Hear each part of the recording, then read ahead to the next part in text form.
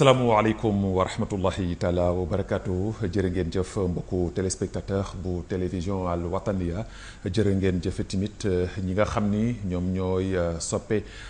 xeltu di topp émission xeltu talaata bu jot ci juróom-ñaari waxtu su jotee mu mel na kon tey jii comme ni ñu koy waxee saa su nekk rek xeltu nekk ci yoon bu am solo te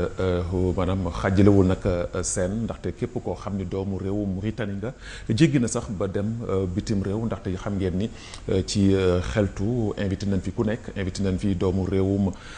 àdduna bi yëpp ba tax na kon li nu mën a wax rek moom mooy tey jii fi mu toll fii nii nekk na émission boo xam ne àdduna bi yëpp koy topp di ko seetaan ba tax na ma waral tax à chaque fois suñu fi dalalee ay kàngam ci biir réewu Mauritanie mu doon mbégte si ñun waxtaan ak ñoom ci taxawaayu réew mi nu ñuy doxee ak lépp loo xam ne dana mën a indi njariñ ci askanu réewu Mauritanie moo waral tax tey jii ñu invité kilifa gu mag nag ci biir réewu Mauritanie nekk di liggéey bu am solo ak taxawaay bu am solo ba tax na dootu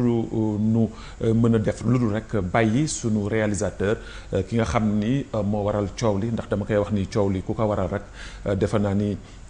moom bokk na ci ba tax na dama koy wax saa su nekk ni c'est le génie te defe naa ni fu mu toll fi ni Mauritanie kenn weranteetuwul ni moom mooy le génie ndaxte liggéey bu am solo boo xam ne mi ngi koy def te nit ki nag suy ànd ak yow ci pas-pas ànd ak yow ci liggéey te muy liggéey bu dëggu da ngay nag am courage à chaque fois di ko delloo njukkal moo waral tax tey jii may wax ni ki nga xam ni moom mooy Racine Wane c'est l'incontournable et le génie et loolu tamit defe naa ni Mauritanie yëpp léegi d'accord nañ ci ak man ndaxte kilifa yi nga xam ne ñoo ŋànk réew mi sax ci seen bopp léegi xam nañu kii Racine Wane ba tax na kon mbégte la si ñun du ñuy ànd ak moom mu wan suñu maanaam élément de présentation su ko defee mbokku téléspectateurs yi ñi nga xam ne yàkkamti nañu xool Babacar Naam fan la jénne ak kan la invité ci élément de présentation bi ngeen xam suñu ganu tey ji kan la ñu soog am dellu soit ci biir plateau bi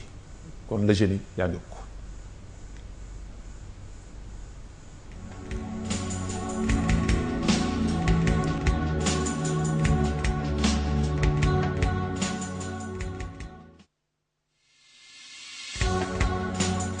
juróom-ñett fukk ak juróom benneelu numéro xeltu dalalati beneen kàngam ci réewum Mauritanie kii nga xam ni tey ji ñoo ngi ko dalal ci émission bu mag bi nga xam ne wër na àdduna moom Sidi Fall lay wuyoo mi ngi juddu ci fukki fan ak ñaar ci weeru août ci atum junne ak juróom-ñeenti téeméer ak juróom benn fukk ak benn fii ci capitale bi di Nouakchott moom ay cosaanam ma nga fekk baax ca diwaanu Trarza si côté ndeyam côté baayam bokk fële ca Inchiri li nu mën a wax ci kilifa gi nga xam ni invité nañ ko nekk na koo xam ni ku am pas-pas la ci taxawaayam fii ci biir réewum Mauritanie moom mu yëngatu ci wàllu société civile moom Sidi Fall defee école tu tànkam fële ca diwaanu Rosso def li nga xam ni mooy digg doomam ak daara ju kawe ji ca Ndakaaru ak ca réew ma nga xam ni moo jëkk nekk capitale bu réewum Mauritanie ba tax na kon ki nga xam ni moom mooy Sidi Fall nekk koo xam ni mi ngi yëngatu boobaak léegi yàgg na lool ci lii nga xam ni moom lañ ko dénk fële ca caisse nationale ba nekk fële ca diwaanu Rosso moom nag ci atum junne ak juróom-ñeenti téeméer ak juróom-ñett fukk ak ñett la fa dugg boobaak léegi ma nga fay yëngatu ci liggéey bu am solo ay mbokkam ay jógewaaleem ràññeeka ci pas-pasam ak taxawaayam bi nga xam ni mi ngi koy taxaw ci liggéeyam moom nag ñu fàttali ni kii di Sidi Fall boromi soxna lanu ndaxte kat moom fu mu rëkk kat foofu la ndaxte kat góor da kay mat wala mu bañ ko mat ndaxte luñ ko mën a ràññale mooy borom ñeenti jabar la laaj nañu sax ba sore laaj ki nga xam ni mooy soxnaam mu wax ni kat góor gu dëgër fit la moom ci wàllu fit boobu nag dañu ci wax ndax góor yi kat bare na xaw ñoo xam ni tey jii kat ragal nañu jël li nga xam ni mooy ñeenti jabar li mu gën a bëgg ci àddunaam nag bokk na ci mbay mi nga xam ni mi ngi ciy yëngatu ñu fàttali tamit que ci kuréel gi muy yëngatu di ONG bu mag boo xam ne mi ngi koy yëngatu mi ngi yëngatu ci lépp loo xam ne jëm na ci àq ak yelleefu doomu aadama fii ci biir réewum Mauritanie mu mel na kon ki nu dalal tey jii nekk na ko xam ni ku nu mën a waxtaane ci moom la lu bare ci réewum Mauritanie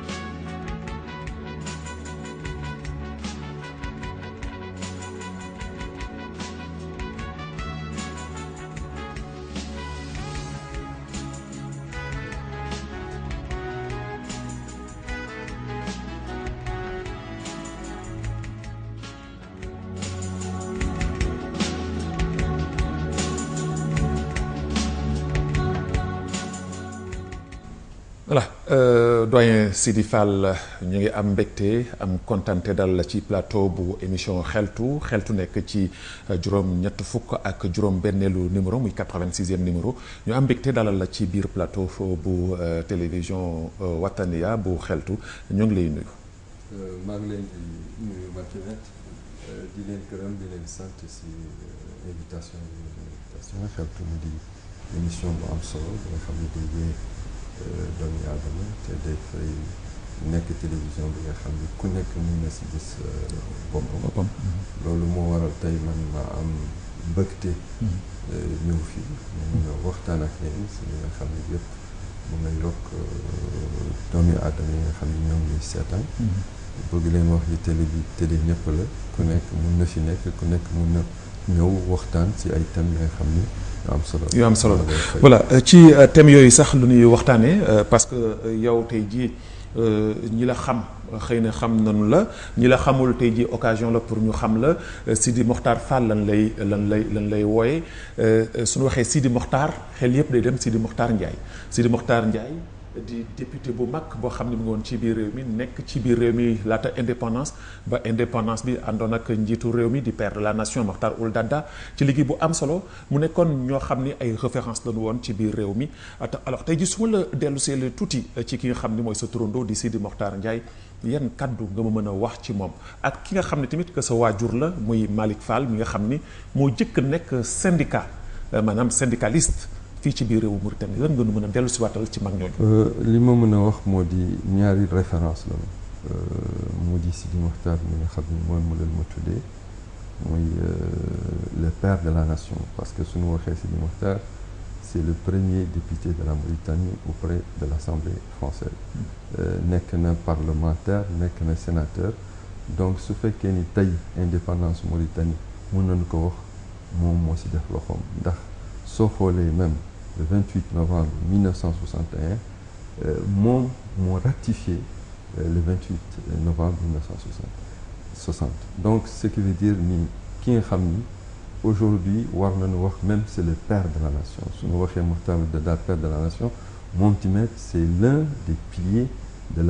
l'indépendance de la Mauritanie parce que c'est le premier représentant de la Mauritanie auprès de l'Assemblée française. C'est le premier député de la Mauritanie donc en Mauritanie et c'est le premier donc il n'y a jamais eu un Africain qui nga xam ni il a eu un cumul entre député et sénateur donc lui c'est le seul Africain bi nga xam ni il était sénateur et député en même temps auprès de l'Assemblée française auprès de la France donc il était moom moo doon représentant Mauritanie si donc en quelque sorte boobu temps indépendance amul donc en quelque sorte moom moo doon le président de la Mauritanie donc aussi moom moo am na ñi nga xam ni ñu bëri xamuñu ko moom moo takk Marie-Thérèse ak Makhtar Ould Daddah donc c'était dans son appartement c'était donc en France parce que boobu temps Makhtar Ould Daddah était étudiant te moom il était déjà parlementaire donc moom moo waral mu indi Makhtar parce que il était donc voilà te loolu duñuy faral di gis ni Mauritanie duñu fàttaliku histoire démb wala des fois sax duñuy wax ni Mauritaniens yi seen bopp duñu bëgg maanaam songer li nga xam ne mooy histoire dañ dul faral di delloo si ñi nga xam ni tey jii su Mauritanie toxee ñu wax Mauritanie ñoom la ku mel na Sidi Mokhtar Ndiaye boobu alors tey jii est-ce que yow si sa gis-gis est-ce que yaakaar nga ni kii nga xam ne mooy Sidi Mokhtar Ndiaye Mauritanie ci wàllu boppam à l'heure actuelle ñu nekk ci 21e siècle Mauritanie delloo nañu njukkal dëgg-dëgg kooku nga xam ne mooy Sidi Mokhtar Ndiaye Mauritanie c'est dommage du moom rek joxuñu njukkal ñeneen ñi nga xam ne nekkoon nañ fi Sidi Mokhtar tey waroon nañ ko tuddee benn avenue waroon nañ ko tuddee ne serait-ce benn rue mais man rue dafa tuuti si man avenue laa ko mën a wax lu ñu tuddee Makhtar Ould Daddah avenue moom mënoon ko tuddee moom tamit avenue parce que dafa nekk ki nga xam ni su dul woon du moom Makhtar du nekk président parce que am na vote bi nga xam ni ñoo ngi koy wax vote oui ou non boobu temps le vote c'est ba Sidi gagné Harmaoul Babane c'est à l'époque boobu temps le Sidi indi Makhtar bëgg ko imposer comme président comme un successeur donc ba vote boobu amee tout le monde qui ont voté oui ou non refusait, avait une certaine réticence pour ne pas voter à Mokhtar. Mais Sidi moom moo demandé ñëpp ñi nga xam ne voté nañ ko te jox nañ ko vote boobu noonu voté pour Mokhtar. Mais aussi il y a une autre histoire bi nga xam ni c'est important de révéler moo di je me rappelle ba ma nekkoon xale très jeune parce que amoon nañu kër Saint-Louis te dañu daamoon di dem Saint-Louis en vacances amoon na benn gardien bu nekkoon ci kër gi bu ñuy wax Seydou Ba. Je me rappelle il nous montrait une chambre dans la maison daf ñu doon wax fii laa doon tëj Mokhtar ñu ni que man ma posé quelques questions mais lu tax ngay tëj Mokhtar mu ni ma boobu temps Sidi Mokhtar daf ma waxoon bu ma bàyyi kenn mu gis Mokhtar parce que boobu temps ñu bëri bëgguñu woon Mokhtar nekk président donc on cherchait à éliminer Mokhtar et beaucoup de gens aussi bëgguñu woon Mokhtar nekk président ñeneen lañu bëggoon ñoom Harmoul Babane ak ñeneen ay tendance yi nga xam ni ba vote bi amee ba nga xam ni kon tendance yàgg na ci politique. oui yàgg na ci politique donc ba nga xam ne Sidi gagné ba Sidi léegi bëgg avancer Mokhtar parce que Mokhtar était jeune et puis dafa ragaloon aussi mu am benn certaine division wala ñu ngi bari ñi nga xam ne du ñu nangu voter Mokhtar. C'était un jeune étudiant qui vient de terminer ses études et il était un avocat donc amoon na hargne bi amoon na charisme bi exactement pour mën a nekk pour nekk président ba vote ba amee ba Sidi gagné mu imposé Mokhtar mu ne leen léegi ku voté woon képp pour man dem laaj na leen ngeen voté Mokhtar loolu moo waral ñu voté Mokhtar nekk président et alors que ba tey loolu wan rek ni delloowunu buum nga ci boy ga parce que ku mel na kookulee di Sidi Mokhtar Ndiaye duñ ko war di delloo njukkal comme ni nga ko waxee tuddee ko avenue bu mag wala jox ko beneen njukkal boo xam ni moom la mérité mu nekk loo xam ni lu am solo jox ko ay doomam alors ñu dem ci beneen kàngam muy sa waajur ndaxte xëy na wax si sa waajur dana jafe waaye bokkoon na moom tamit que góor gi Malick Fall koo xam ni moom moo jëkk nekk syndicaliste fii ci réewu Mauritanie su taxawee ba syndicat ji yaatu moom tamit war nañ ko delloo njukkal mais du ñuy gis ni ba tey ñoo ngi ci média bi mi ngi tey ji di law mais du ñu dégg benn yoon njukkal yu ñuy delloo ñu ni mel xëy na sax soo demee dañu sax xam kan moo doon Malick Fall am na ñoo xam ne ndaw ñoo xam ne xamuñu ko alors sa waajur bu góor bi nga xam ne tamit que moo jëkk nekk syndicaliste ci réewu Mauritanie tey jii lan nga nu mën a wax ci moom lan nga nu mën a fàttali ko tuuti ci moom. li ma leen mën a wax ci Fall Malick da nekkoon na nit bi nga xam ni sur le plan syndicalisme non seulement ci Mauritanie mais au niveau sous-régional il était connu parce que c'est le fondateur même du syndicalisme en Mauritanie c'est donc incontestablement moo taxawal parce que je me rappelle mosoon na ma woon benn document bi nga xam ni la reconnaissance même de l'ITM moom moo ko bind loxoom demandé ko auprès du ministre de l'Intérieur à l'époque donc c'est dire tout simplement que syndicalisme commencé woon na au temps de Saint-Louis auparavant Saint-Louis était la capitale de l'AOF donc foofu le syndicalisme yi commencé parce que c'était un technicien de santé te il était même à la CNTS même au temps du Sénégal boobu temps Mauritanie jëlagul indépendance donc il y avait un syndicat africain ba nga xamee ni en 47 bu ñu ko affecté de Saint-Louis à Atar c'est là-bas où il a commencé à faire le syndicalisme donc au niveau d'Atar il était le major de l'hôpital d'Atar donc de 47 à 57 et à partir de 57 maintenant il a demandé la reconnaissance de l'ITM. C'est là-bas où, juste à la veille de l'indépendance, où tous les travailleurs mauritaniens étaient syndiqués au sein de l'ITM. Donc, c'est le premier secrétaire général bi nga xam ni moom moo doon secrétaire général ITM nekk na que de 1960 donc à 73 au 1er mai 73 si la démissionné de l'ITM parce que dafa gis ni boobu temps il a commencé à avoir une déchirure au niveau de l'ITM, les basistes, les nassiristes, etc. Et il a voulu donc sortir la tête haute. Donc nit moom dafa war a xam ni am na fi nga xam ni soo fa tolloo yow yaa war a bàyyi kenn warul a bàyyi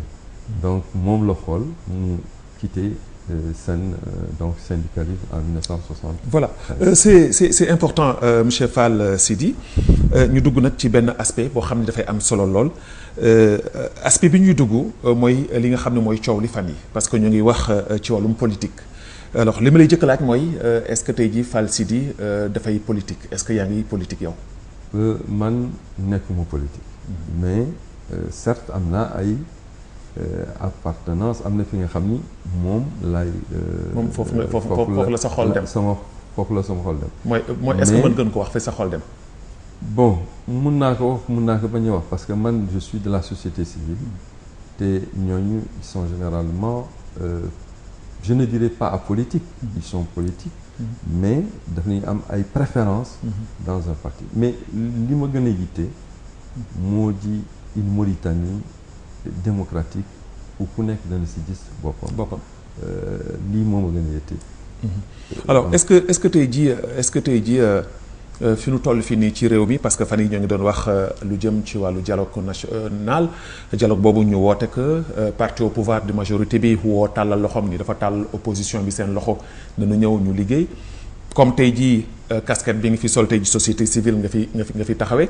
alors yow si sa jàngat en tant que tey ji société civile nan nga jàngatee dialogue national boobu est-ce que dialogue bi nga xam ne ñoo ngi koy wax tey ji dal na sa xel. man dialogue bi dal na sama xel dalul sama xel dal na sama xel moo di lan moo di c'est bien de s'ouvrir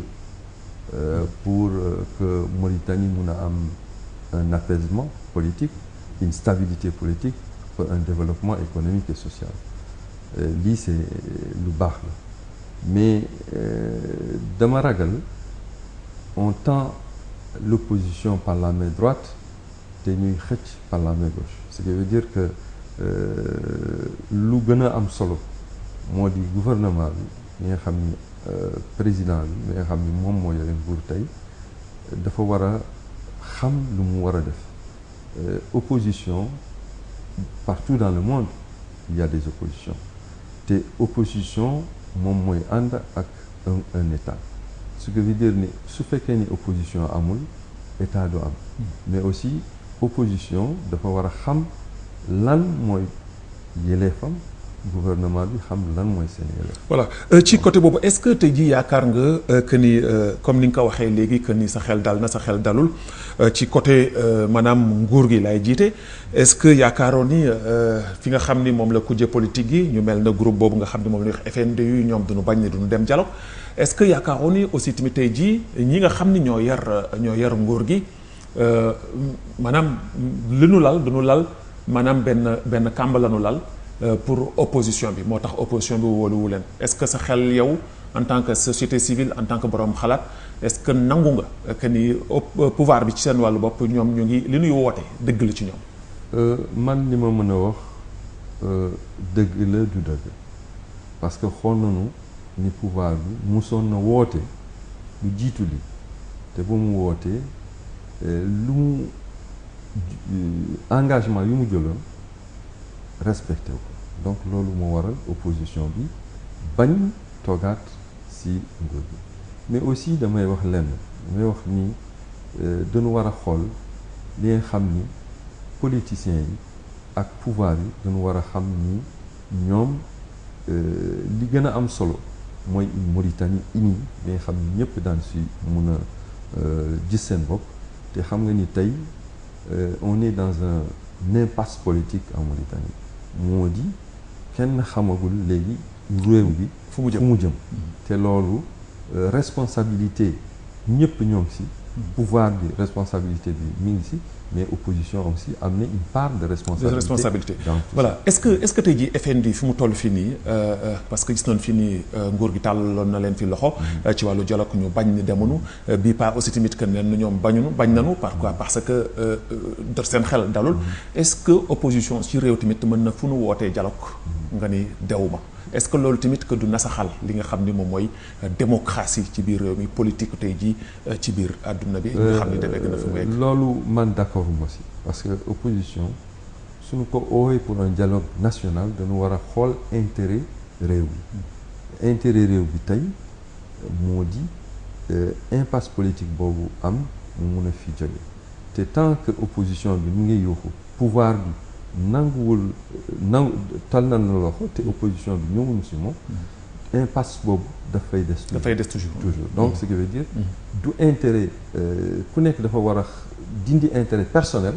avancer les intérêts nationaux parce que il faut être quand même nationaliste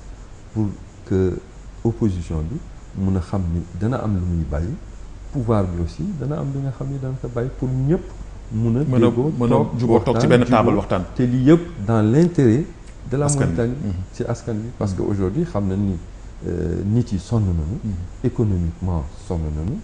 socialement sonn nañu te lii li ko waral yëpp moo di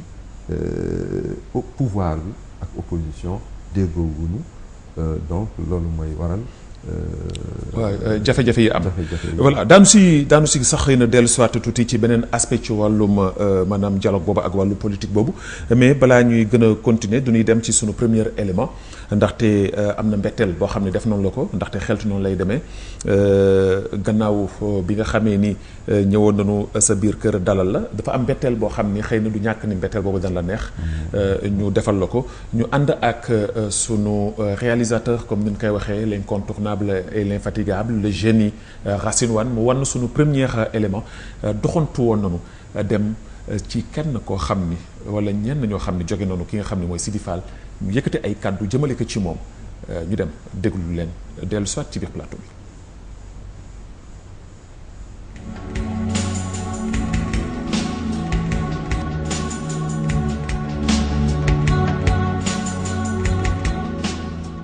سيدي نعتبره من أحسن لبات والحمد لله ولا عنده ضغوطات مع أولاده دائما تخلق يعود عنده ضغوطات مع أولاده وياسر مش الحمد لله ذاك مو خالقنا وموجه له تحية من خلال هذا المنبر نعدل له ياسر مش إن شاء الله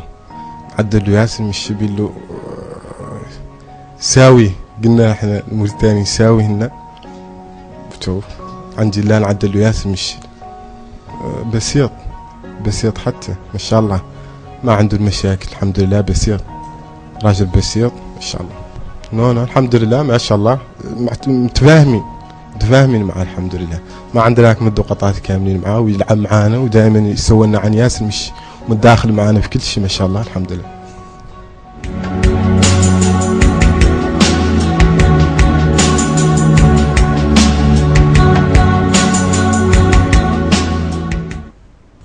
alors doyen dégg nga li nga xam ni ki nga xam ni kenn sa njaboot la yëkkati na ko ay kàddoom di Ahmed Baba muy sa doom yaa ko jur dégg nga li nga xam ni wax na ko ban sentiment nga soo déggee sa njaboot di la témoignage yu mel nii. bon damay dégg sentiment d'un père d'un fils à son père c'est tout à fait c'est émouvant damay wax rek ni effectivement kii sama doom bi nga xam ni j'ai beaucoup de respect pour lui comme il a beaucoup de respect pour moi loolu moo war papa ak doomam donc mënuma si wax lu dul dama koy ñaanal yàlla na yàlla réussir si avenir am parce que léegi la am bakkam te su duloon du assistance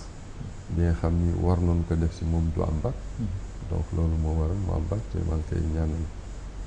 pour mu nekk un cadre si réew bi ñu jàng ba si kanam te lu si mën a nekk yëpp pour jàngam réussir daanu ko si def donc lii laa mën a wax. voilà wax na ni royukaay nga waajur la boo xam ni kenn gënu la ñoom dañuy jël repère ci yow jël référence ci yow alors tey jii mën nañu wax ni li sa baay yow daan def ci yow wàcc nga ak ñoom wala yaa ngi ci yoon boobu. ouais effectivement parce que ñun man dama am chance bi nga xam ni ñu bare amuñu ko ndax ki ma yar sama turandoo la mais sama papa la woon ndax moom laa gën a xam sama papa bi ma jur dafa nekk nit bu dëggu nit bi nga xam ni daf ñu teg si yoon daf ñu teg si bu nu wax lu dul dëgg te nañu kontaan si lu nu am donc jamuñu si kenn ñaanuñu kenn lii mooy éducation bu baax nga xam ni nit lu muy gis ci kanamam lu mu am naka doylu te li nekk ci kanam yàlla moo ko xam te yàlla moo ko mun a def doomu aadama donc li mu mun a wax rek moo di nit dafa war a compter d'abord ci boppam xam ni moom rek moo mun a dimbali boppam ba mu nekk li mu mun a nekk mu bañ a def li nga xam ni du yoon bañ a wax li nga xam ni du dëgg te mu dëggu te lu muy wax yëpp mu dëgg donc lii rek la voilà loolu c'est important parce que gis nañu ni c'est émouvant comme ni nga ko waxee sa xol yëngatu te loolu tamit que dafay wan rek ni comportement ak relation bi nga xam ne am nga ak sa njaboot mu nekk mbégte si ñun trop ñu ànd ak l'incontournable et l'infatigable ndaxte maanaam émotion boobu nga xam ne am na que xëy na des na du ñuy ànd ak beneen témoignage boo xam ni am na yëkkati na ay kàddu jëmale ko ci moom ndax nee na moom mooy lumière am te am na fu mu ko teg te tamit que mbégte ak kontaan lay am di wax ci moom ñu ànd ak l'infatigable Racine Wade déglu wala seetaan sunu deuxième élément.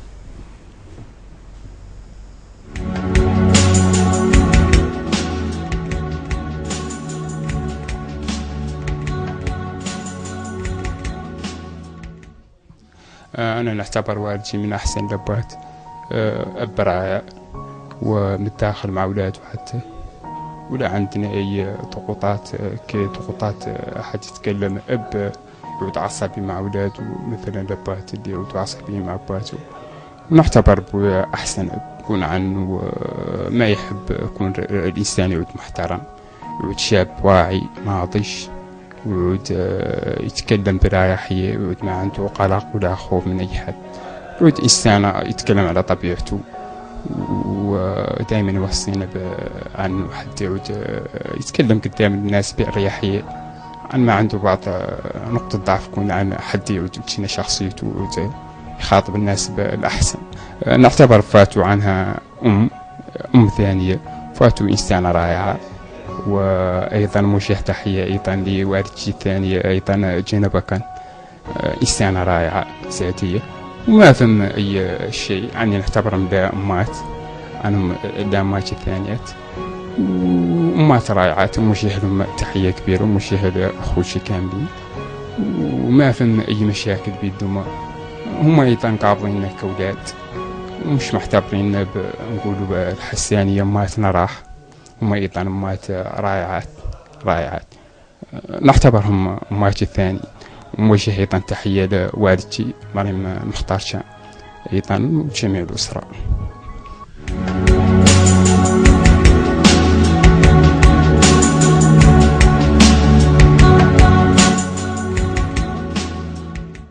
voilà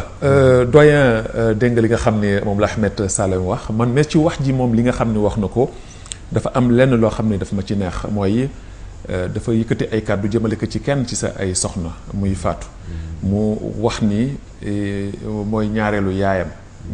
mu naw ko lool fonk ko lool wax aussi tamit que ni amul benn jafe-jafe benn fitna boo xam ne am na entre yow mi nga xam ne yaay seen waajur ak sa ay soxna alors tey jii soo déggee sa doomu bopp te loolu c'est pas évident c'est pas facile kay tey jii mu koy wax jëmale ko ci yeneen ay soxna yoo xam ne am nga ko ban sentiment la lay def. daf may def sentiment de fierté parce que d'abord lii yëpp xëy na man maa ko def ni amul barrage samay diggante ay soxna ak sama ay doom def ba ñoom ñëpp ñu mun a xamante seen diggante def ni ñii dañu war a xam ni ñii seen yaay lañu ñii xam ni ñii seen doom lañu te lii lu jafe la donc su fekkee ni yàlla may na ma ko dama koy sant sama borom sant ko samay waajur mais aussi sant samay doom ak samay soxna dañuy xam ni lii su dul woon du ñoom su dul woon du man du am donc lii dem c'est un exemple li xam ni ñëpp war nañu xam ni kon ku nekk moom li ko yàlla wërsëgal si nit dana ko am yàlla moo koy wërsëgal te ñëpp war nañu xam ni ki nga xam ni yaa ko jur ak ki nga xam ni juróo ko ki nga xam ni juróo ko mun na la njëriñ li nga xam ni sa doom du la ko njëriñ. voilà mais est-ce que tey jii monsieur Fall man dama am loo xam ne sax dama ciy posé wu la question parce que bi ma laajtee si reportage bi ñu jëkk def introduction bi maa ngi ko ci wax ma ni góor gu fit bu am fit la góor gu dëgër la bi ma laajte ñu ne ma ñeent bi ma ko waxee dama doon reetaan après ñu ne ma bul rey parce que loolu moo am kon Sidi yaa ngi ci ñeent. oui maa ngi ci ñeent. fit boobu nga am fan nga ko jëlee yow sa maam naar bu xees la diggante xartaani diggante waalo diggante bambara fan nga ko jëlee ci ñeent ñooñu fan nga ko jëlee. gis nga damay wax rek toujours ni ku nekk fi nga xam ni yàlla moo ko jëmale nit xamul fu mu war a àgg xamul fan lay war a àgg kon li la yàlla may li la yàlla wërsëgal da nga si war a sant yàlla te nga xam ne aussi fi mu la jëmee na nga nangu dem foofu ndax xëy na mooy yoon bu baax yàlla dafa jox doomi aadama ku nekk mun na am ba ñeenti jabar am na ñi nga xam ni dañu yaakaar ni suñu amee benn soxna boole si beneen soxna coono mooy ñëw coono la te ku nekk ak wërsëgam te yàlla dafa wax ni soo yaatalee sa bopp yàlla yaatal la soo xajalee sa bopp tàncalee sa bopp yàlla tànc la kon yàlla moo yore mbiram te yàlla moom mooy maye moom mooy joxe te moom mooy xañ kon loo ko ñaan dana la si ubbil wërsëg ndax loolu la yàlla wax yàlla da nga koy ñaan mu may la donc yàlla aussi su fekkee ni jël nga doomi aadama bi nga xam ni yow yaa ko jël fàtt ka ñëw si sa kër nga yore ka yàlla dana la si ubbil wërsëg man noonu laa ko gis. voilà alors tey jii est-ce que tey jii monsieur Sidi si doxalin bi nga xam ne yaa ngi koy doxalee sa kër tey ba sa kër nekk ambiance boo xam ne tey jii amul xiroo amul ŋaayoo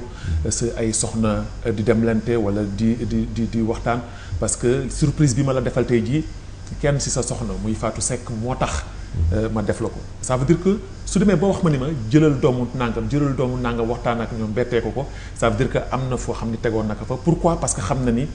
tey jii digganteem ak ay doomu wu jëm yooyu jàmm kese moo ci am alors tey jii ban jàngat ngay am ak ban message ngay lancé tey jii sa ay moroomu góor yoo xam ne tey jii seen kër su tasee ñoo ko tas ndax ay mbir yoo xam ni amuñu responsabilité wala taxawaay bu mat. li ma mën a wax rek moo di góor moom mooy jël responsabilité si këram ndax góor dafa war a nekk góor bu sañ dafa war a nekk góor bu dugg te mu bañ a nekk te ku nekk mu dégg lu mu koy wax wante aussi dafay am ay responsabilités yi nga xam ni quel que soit ku mu bëgg ki ak lu mu munti nekk dafa war a jël responsabilité yooyu ba mu mot góor la rek góor moo yore baat si kër. tout à fait donc su fekkee ni góor yorewul baat si kër. kër du mën a dem. donc du baax. voilà lii rek laa moom. voilà c'est important donc ñu dem ci troisième maanaam ak dernier élément bi nga xam ne ñoo ngi la koy présenté keroog bi nu ñëwee sa kër moment bi nga xamee ni sax nekkoo ci territoire boobu ci terrain boobu am na ay kàddu yoo xam ni yëkkati na ko muy kenn ci sa ay soxna ñu ànd ak sunu réalisateur mu wan nu le dernier élément de Xeltu de ce jour.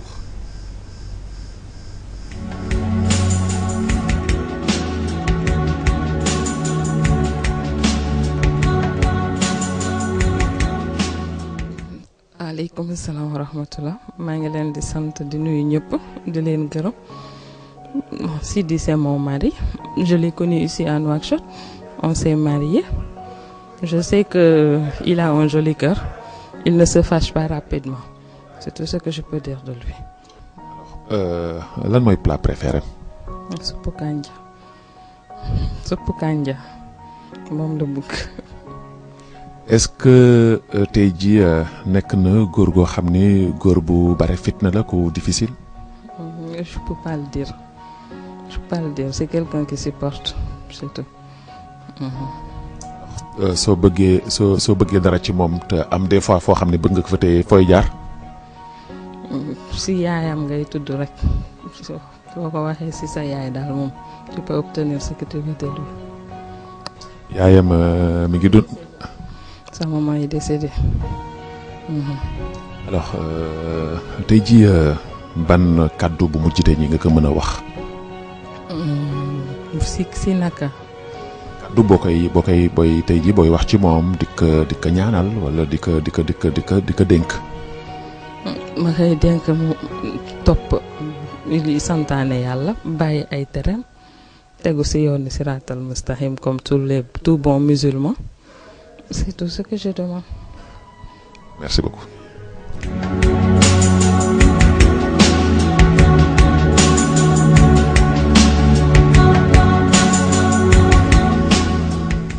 alors doyen dégg nga li nga xam ni kenn ci sa soxna yi yëkkati na ay kàddoom muy Fatou Seck de passage ñu koy nuyu di ko gërëm parce que wax dëgg yàlla jàkkaarloog yow bi moom yombal na ci lu bari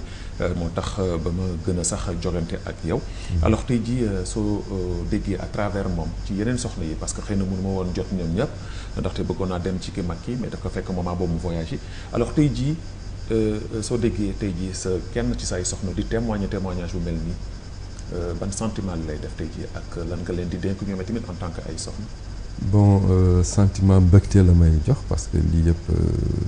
su dul woon du dëgg xëy na du ko wax li ma mën a wax moo di li ma leen di gën a ñaan ñoom ñu jàpp seen ngor jàpp seen diine. te di leen wax ni jigéen bu baax dafa war a gore dafa war a topp lu yàlla santaane sàmm boppam ndax jigéen mooy jur lu baax donc su fekkee ni tey man yàlla may na ma maqaam may na ma lu baax xëy na fi ma jóge la ci sama yaay la te lii rek la jigéen bu baax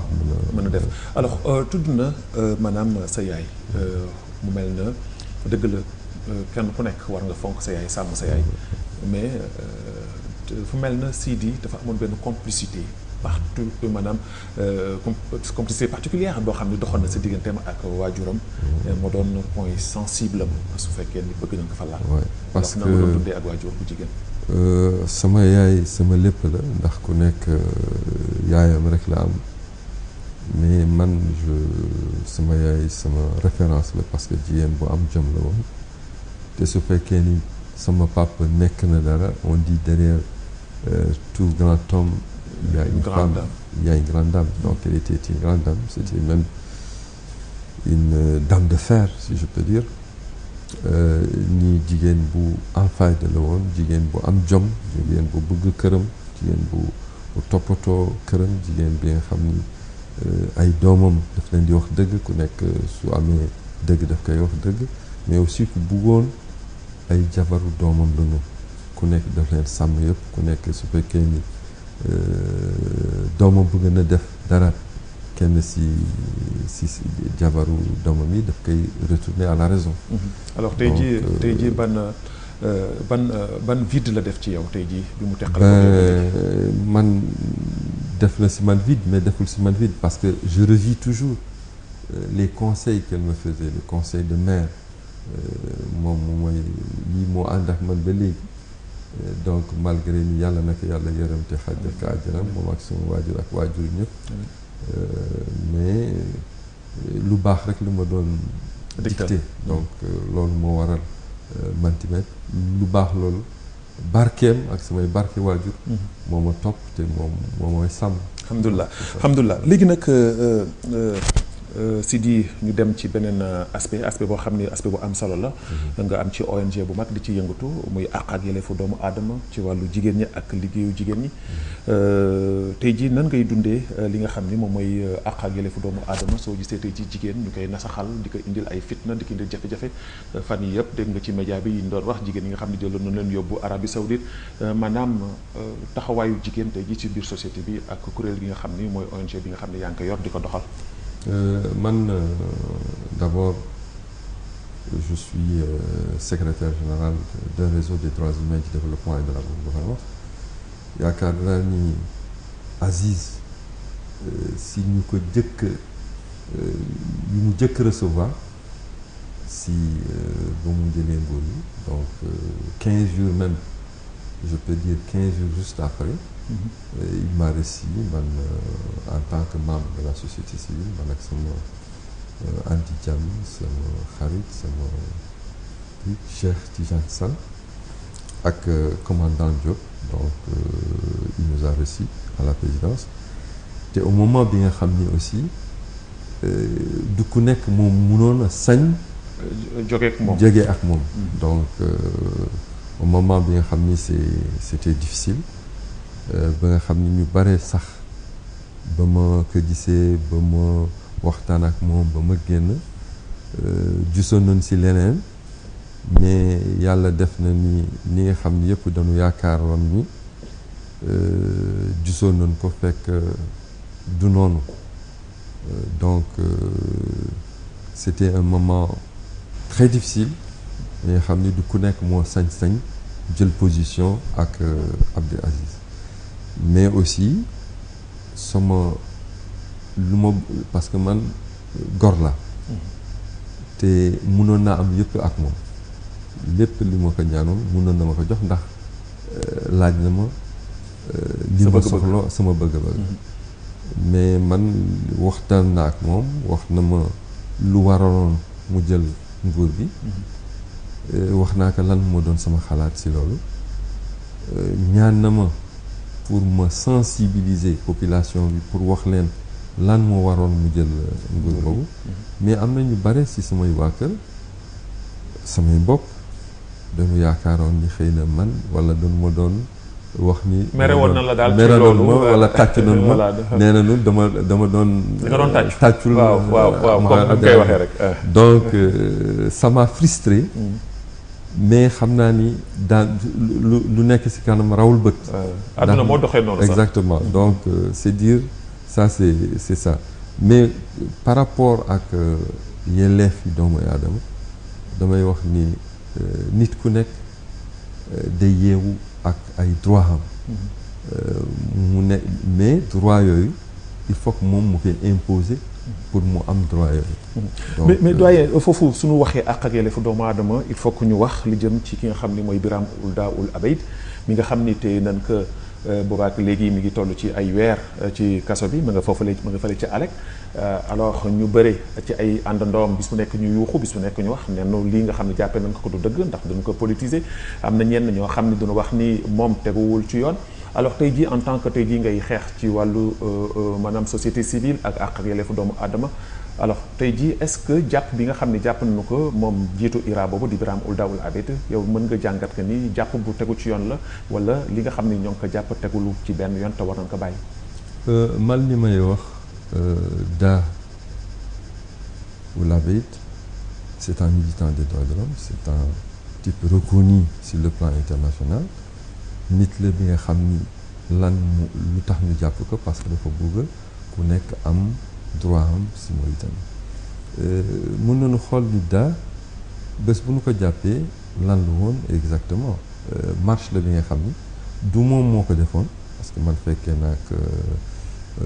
bu ñu ko doon jugé Rosso du moom moo ko organisé woon ñeneen ñoo ko organisé woon moom dafa jaaroon uniquement pour les soutenir te lu te soutien boobu mu leen soutenir affaire suuf la woon. kon jàpp nga ni donc jàpp naa ni jàpp bi ñu ko jàpp.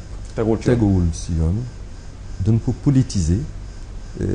jaaral ko si ay fànn parce que tout simplement c'est un militant des droits de l'homme te il gêne le pouvoir qui est en place donc il fallait ñu xool naka lañ ko mën a jàppe mais aussi li ma mën a wax ni mënoon na leen bañ a jox occasion boobu c'est dommage mais occasion boobu ñoom def nañu daal. exploité nañu ko daal alors tey jii barki démb gis nañu ni waa Union européenne dem fa seeti ko alors bi ñu demee seeti ko ñoom nëbbuñu sax seen ànd ak moom parce que ñoom taxaw nañu carrément wax ko ni ñoom duñu ko jàppale duñu koy dimbale alors moom loolu dafa am lu muy expliquer tey jii ci yow. loolu day wane ni yelleefi doomi aadama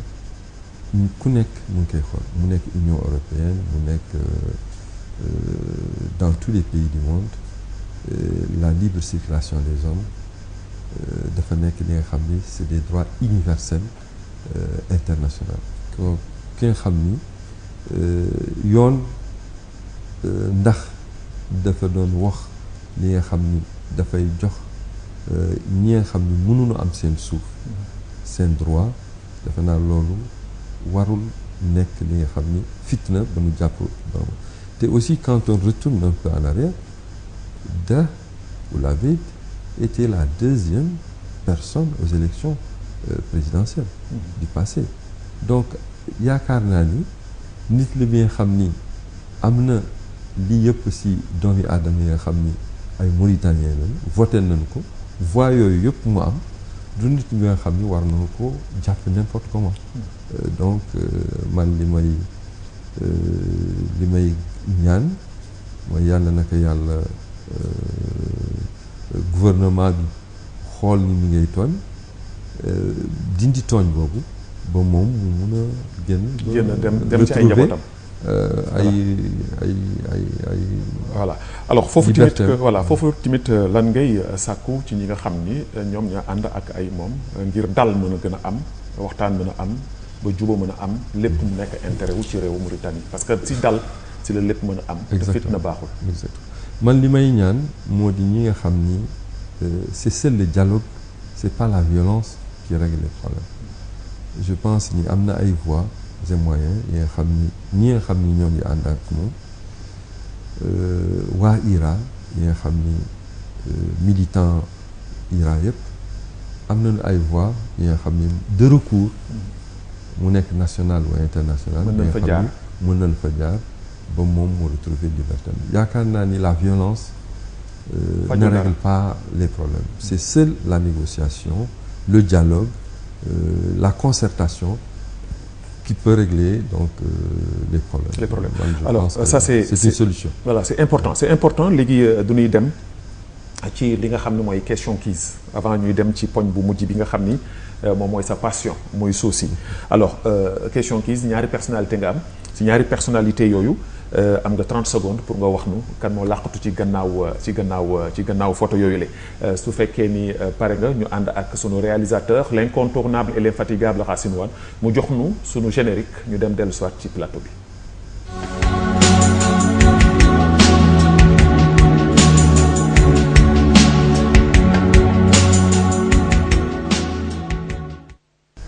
alors doyen mën nañu dem. Voilà Racine nga wan nu sunu première personnalité boo xam ni tey jii daan ko wan sunu invité du jour 30 secondes la am ngir mu wax nu kan moo làqatu ci gannaaw photo bi nga xam ni fulete noonu ko ñu dem dellu si. voilà doyen kii kan la kii day yëngatu ci wàllu àq ak yelleefu doomu aadama mu am di kuréel bu mag a mag fii. nekk syndicaliste tamit que di bañ lu bëri ci li nga xam ne ñoo ngi koy noot doomu aadama fii ci biir réew mi. c'est pas Boubacar Messoud. non ci génération bu mujj bii la. je vois Boubacar Messoud. ah oui c'est vrai. Samori Samori est un frère, c'est un ami et on a beaucoup de respect. Donc je le respecte beaucoup et il a beaucoup de respect pour moi. Donc je l'ai connu depuis qu'il a syndiqué depuis Radio Mauritanie et il venait souvent me voir à la caisse donc pour des problèmes du personnel de la radio donc j'ai beaucoup de respect pour lui. voilà kooku di Samori Oulbey ñu koy de passage di ko saluer alors ñu dem ci deuxième personnalité bi Racine nga wan nu kan moom mooy deuxième personnalité bi nga xam ni daan ko wan sunu invité tey ji ma yaakaar ni dana ko jàpp pour bañ a génn sans mu jàpp kenn ñu dem seeti kan la.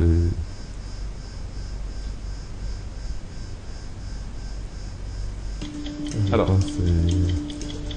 kii mu ngi jiite kilifa la buy jiite parti bu mag tey jii wala parti bi gën a mag ci réew mi. IPR c'est le secrétaire général de l'IPR. C'est l'ancien député je connais pas son nom. Ould Maham. Voilà. Ould Maham. voilà mooy président wu parti mooy président parti UPR voilà UPR on va voir est-ce que moom la wala déet. c'est Ould Maham. on va voir Ould Maham. ouais c'est bien lui Ould Maham. voilà donc nan nga koy jàngatee moom tamit ci wàllu politique mu jiite parti bi nga xam ne mooy parti au pouvoir. dafa war a xam ni effectivement mooy jiite parti au pouvoir mais dafa war a gën a am ouverture si yeneen parti yi nga xam ni yëpp mu nekk yi nga xam ni ils sont à l'opposition dure ak ñi nga xam ni ils sont à l'opposition plus ou moins mu xam ni kon il a une très grande responsabilité quand on est président d'un parti qui est au pouvoir on doit s'ouvrir à d'autres partis pour une coalition pour une meilleure gestion donc de la politique nationale. da koy ñaan daal pour mu gën a yaatal daal. dama koy ñaan mu gën a yaatal. ay ouverture am ay dialogue am avec les autres partis. aussi bien ceux de l'opposition dure. et ceux de l'opposition radicale. voilà moom mooy sa kàddu ci moom. bon léegi doyen du ñuy dem ci dernier maanaam aspect bi nga xam ne ñoo ngi koy waxtaanee muy souci di mbay mi. baykat nga xëy na ñu bëri xamuñu ni baykat nga waaye tey jii daan ko xam à travers l'émission xeltu mbay bi bëri na ay jafe-jafe. mbay bi dafa bëri ay jafe-jafe mais tey mun naa wax ni mbay bi fu mu àgg tey grâce au président Mohamed Abdel Aziz moo di aller vers une autosuffisance alimentaire mais am na li nga xam ni ay projets yi nga xam ni état bi daf koy def dafay nekk ay projets yi nga xam ni c'est mal étudié yi nga xam ni xooluñu aspect hydrique ndox bi fu mu war a jóge xooluñu est-ce que consommation boobu nga xam ni mu irrigation boobu mun na irriguer projet boobu wala mënu ko projet donc ay études yi nga xam ni de faisabilité yi nga xam ni c'est mal étudié loolu moo gën a jafe ci mbirum mbay bi am na beneen fànn bi nga xam ni mooy coopérative agricole yi suñuy wax coopérative dañuy wax ay coopérative yu mu nekk coopérative Brën coopérative Jëkk coopérative Garak Tungeen Teekaan Gaani et cetera donc yii mbay bi foofu la soqe ndax ñooñu ñoo xam mbay parce que ñooñu nga xam ni ñoom ñooy baykat donc suñuy wax mbay foofu la ñuy waxee mbay alors ci loolu dañuy gis ni juñu nga ko léegi baykat yi su fekkee da ngay wax baykat da ngay dem ci dëkk yooyu dem ci ña nekk foofu ñi nga xam ne ñoo xam mbay mais duñuy gis tey jii nii duñuy gis ni ay nit ñoo xam ne ay bailleurs de fonds lañu am seen ay koppar am seen xaalis jël seen ay kii masuñu bay seen waajur xamuñu bay seen maam xamuñu bay tey jii ñu occupé terrain yooyu ñu gis tamit sax indi na ay jafe-jafe ci wàllu terrain gis nañ fi barki démb côté fi nga xam ni moom mooy Càmbeen jafe-jafe yi nga xam ni jànkontoon nañ fa ba ñu téye fi ay nit kaso bàyyi leen fa à la fin gis nañ ko fii ci côté Fouta gi fii alors est-ce que yaakaaroon ni tey jii mbay ci réewu Mauritanie mi ngi ñàkk valeur am pourquoi parce que lu bare ñoo ngi ko ciy lax ñoo ngi ko ciy rax te warul demee noonu. li ma mën a wax moo di lii yëpp gouvernement bi moo ko waral ndax gouvernement war na jël ay responsabilités. responsabilité yooyu mooy xam na ni suuf boobu nit yi di xëccoo ñi nga xam ni ñoo fa dëkkoon moo doon seen suuf yi ay maati maam lañu mais pour des raisons financières yi nga xam ni amuñu woon kàttan amuñu woon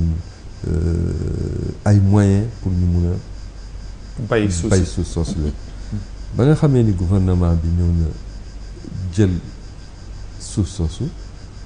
gouvernement bi pour que village yooyu yëpp ku nekk ci ñoom mun a xam am wàllam ci suuf soosu am na ñi nga xam ni tey am nañu ko ay 700 hectares yi nga xam ni kenn aménagé wu ko. mais est-ce que loolu tamit yaakaaroon tamit que yàq la état bi tamit am na ci droit jël suuf soosu naka fekk na sax dafa war a waxtaane ak ñoom ak nu muy waxtaanee ak ñoom mën a utiliser xëy na suuf soosu ñoom ñu mën ci am seen pourcentage moo gën tamit ñu bàyyi du toll ci hectares yi ni toll bàyyi ko muy nelaw parce que yaakaaroon si loolu laa bëggoon a ñëw parce que loolu su fekkee ni dafa am état bi moom mun a def ay aménagement fiable yi nga xam ni ku nekk dana si am lu mu mun a am état bi commencé na ko si ay place bi nga xam ni fu ñuy wax bëgg a muun commencé na ko vers Daara commencé na ko dans la zone de Keur Massène commencé na ko même Këkk commencé na ko ay béréb yu bare nga xam ni mi ngay aménagé mais le problème c'est pas problème aménagement problème mooy fiabilité aménagement yooyu parce que am na ay aménagement yoo xam ne dañu koy def suñu commencé irriguer pendant une campagne dootuñu am ndox donc étude de faisabilité moo amul woon ci ay aménagement yu bari yi nga xam ni état bi dépensé na ci ay milliards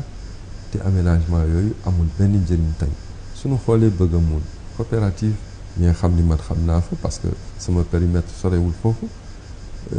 ñooñu on les a aménagé ay suuf bu am solo mais le problème irrigation amul ndox amul donc day dem ba ñu def 2 mois maanaam étude bi daal des na étude bi des na donc il ne s'agit pas état bi bëgg a aménager suuf yu bare mais dépenser ci ay milliards jox ko ay coopérative yi nga xam ni suñu ci defee ñu jël ay financement ci crédit agricole te suñu jëlee financement yooyu duñu mën a fay donc loolu li nga xam ni état responsabilité bi du population bi mais état bi la ndax doon leen jox suuf bi nga xam ni amul rentabilité donc loolu ay problème ay jafe-jafe alors tey jii yéen ñi nga xam ne ay baykat ngeen nekk ci suuf si ñu gis ne tey jii njariñu suuf si la gis naa fi sax dégg naa fan yi état bi jël benn politique ni nanu consommer local maanaam ceeb bi nga xam ni ceebu mbay mi la ñu utiliser ko te ceebu mbay moomu ceeb bu am valeur la alors tey jii ban jàngat ngeen ci am yéen ñi nga xam ne yéen ay baykat ngeen est-ce que yéen ngi toog di def ay lël maanaam ay ndaje yoo xam ne da ngeen koy waxtaane ngir mën a fexe ba soqali li nga xam ni mooy mbay mi ndaxte suuf si rek la ñu mën a dellu pour am li ñu bëgg tey jii ci li nga xam ni moom la ñuy dundee. li ma mën a wax moo di man yi may gis ci télé bi mën nañu xam ñu mosoon naa def benn ndaje bu mag Rosso yi nga xam ni village yëpp ñëwoon nañ ci coopérative yëpp ñëwoon nañ fekkee nañu ndaje boobu ngir lan ngir ku nekk ci ñoom mun a am le développement agricole dama leen wax ci waxtaan boobu ni yéen a ngi bay depuis plus de 30 ans tey kenn ci yéen amu ci dara njëriñ bi ci waroon a am bi nga xam ne mënoon na ko ci am amu ko ci moo di lan moo di agriculture yi ku nekk su fekkee ni tey feebar nga fekkee ni tey am nga doom bi nga xam ni war na jàng nga mun a financer ko jox ko li nga xam ni dana mun a dem jàngi ba suba mu indi la njëriñ mais su fekkee ni léegi benn hectare wala ñaari hectare nga am njaboot bu mag te ñëpp ci yaakaar boobu la ñu am te yéen defu leen li nga xam ni mbirum coopérative coopérative mooy lan moo di benn coopérative mënul moom dem ba fës donc union coopérative yi nga xam ni ku nekk su fekkee ni kii am na ay jafe-jafe coopérative bi moo koy dimbali ba jafe-jafe yooyu. il faut que mbooloo daal am donc il faut que mbooloo am. mbooloo boobu mooy sunu mbokk wàllu moo di mbooloo boobu ba léegi gëmuñu ni mbooloo boobu moo leen mën a. moo leen mën a génne ci soqali génne leen ci jafe-jafe yi ñuy rencontré. donc alors tey jii émission bi jeex na parce que ñoom may wax ni ma 2 minutes moo si des ban message ngay lancé ci occasion bi ñi nga xam ni ñoom ñooy sunu mbokk wàllu yooyu nga wax ngir ñoom tamit ñu mën a xam. que ni seen njariñ ci mbooloo moom la nekk maanaam union coopérative boobu la nekk pour que ñu mën a soqali seen bopp. dama mën wax samay mbokk yi ni union coopérative boobu moo mën a développer ba ku nekk ci ñoom suba mën a am njëriñ su ko amulee doomam mën a am njëriñ te suñu deful union boobu toog waxtaan xam ni ku nekk ci ñoom daf ci war a am njëriñam gis ci boppam. loolu moo mën a soqali développement agriculture. ceeb bi nga doon wax affaire consommé national. problème mu finition la su fekkee ni ceeb bi góob nañu ko defuñu ko un produit fini il faut mu am qualité bu baax te finition yooyu usines yi ñoo koy def su fekkee ne am na décortiquage bu normal ñu def ko ci un emblème emballage bu normal amul ceeb bu ko dàq moo gën ceeb bu importé bi parce que ceeb bu importé bi dafa absorber ay produits de ay produits de conservation nga xam ni ceeb boobu soo ko xoolee ceeb bu nga xam ni au moins ça a fait plus de 30 ans 40 ans moom la ñuy indi fii di ko jox ñi ñu lekk te su ko defee ñu wax ne ceeb bi ceeb bu neex day absorber ay produits yu bare parce que at bu nekk il faut que ñu def ko ay conservateur pour mu mun ko conserver pour mu bañ a yàqu. voilà donc mu nekk lu am solo li nga xam ni loolu nga xam ni junj nga ko léegi wax nga ko émission bi pratiquement jeex na tàkk. alors léegi dama lay bàyyi rek nga tàggatoo ak mbokku téléspectateurs yi wax na tamit que nan ngay jàngatee ak ni nga gisee émission xeltu. émission xeltu émission bu am solo la. émission bi nga xam ne ku nekk war na su fekkee ni am na li nga xam ne mun na ko yokk si émission bi war na demander gisante ak yéen pour mu mun a toog si plateau bi pour mu mun a xelal donc Mauritaniens yëpp te nga xam ni télé bi nga xam ni ku nekk mun na si gis boppam télé bi nga xam ni aussi mi ngi am njëriñ te maa ngi lay ñaanal yàlla bàyyi fii ba si kanam ba nga xam ni ngay def ay émission yu am solo ay émission yi nga xam ni ku nekk dana si yëg boppam ku nekk dana si xam ni li ngay def daal maa ngi lay ñaanal yàlla na la yàlla bàyyi fi ba si kanam ndax yaa ngay def li nga xam ni lu am fayda la lu am solo la sur le plan économique sur le plan social sur le plan relationnel. Tout à fait. Donc loolu donc li nga xam ni vraiment maa ngi lay ñaanal yàlla. jërëjëf Fall Ndiaye bi gaa doo ko bañ ndaxte. Ndiaye du ma ko bàyyi parce que moo la yar. moo ma yar te sama papa la te référence la. te référence la voilà ñu ngi lay gërëm yooyu tamit bu baax a baax moom Sidi Fall ma fàttali leen ni moom laa daloon tey ji ci 86e numéro bu xeltu. ci waxtaan bu am solo nag laay wax parce que tey jii c'est un débat boo xam ni képp ku ko seetaan da ngay yëg ni vraiment ki ma invité li ma doon yaakaar ci moom gis naa ko ci moom ci dalam ci waxtaan ak ci li nga xam ne tamit dëggu la loolu tamit dafay am solo loolu ci cadre yi nga xam ne ñu ngi leen di invité ci xeltu di leen ko gërëm di ko sant ko ñaanal moom tamit gudd fan ak wér yàlla bàyyi ko ak njabootam parce que lii tamit que titre la say njaboot di la waxal ay témoignages yu am solo say soxna di ko wax say am di jàmm say dëkkaale di ko wax loolu dafay nekk loo xam ni day dalal suñu xel ñun en tant que journaliste waaye également di gërëm bu baax a baax ki nga xam ne mooy Fatou Seck ñi nga xam ne mooy soxnaam te fexe ba tax na ñoom ñu daj ko ba jàpp ci loxoom kon ñoo ngi koy gërëm moom tamit di ko sant bu baax di ko ñaanal moom tamit que gudd fan ak wér gi yaram ñuy gërëm sunu réalisateur comme ni ma koy waxee le génie le meilleur l'incontournable et l'infatigable Racine Wane di gërëm l'équipe technique bi nga xam ni mooy ànd ak moom saa su nekk ngir xeltu mën a taxaw fu mu taxaw et di Cheikh di gërëm bu baax a baax ki nga xam ni mooy Rabaax Ndiaga l'ensemble de l'équipe Tafa Dieng kenn nga xam ne rek mi ngi taxaw si émission bi nga xam ne émission xeltu nekk ci 86e numéro am di leen gërëm di leen jox daje incha allah ci beneen talaata su yàlla àndee di ñaanal ñëpp nag feetu jàmm ak salaam bi nga xam ni feet bi nga xam ni ba tey ñoo ngi ci ndaxte xam ngeen ni tabaski moom su jotee moom ñëpp dañ ci am mbégte am kontaante waaye comme nag tabaski bi jénn nañ si jàmm ak salaam tamit dañuy ñaan rek jàmm yàlla may na ko ñu fekk at yu bëri bëri di leen jox daje incha allah ci beneen talaata wasalaamaaleykum wa rahmatullahi taala wa barakaatu.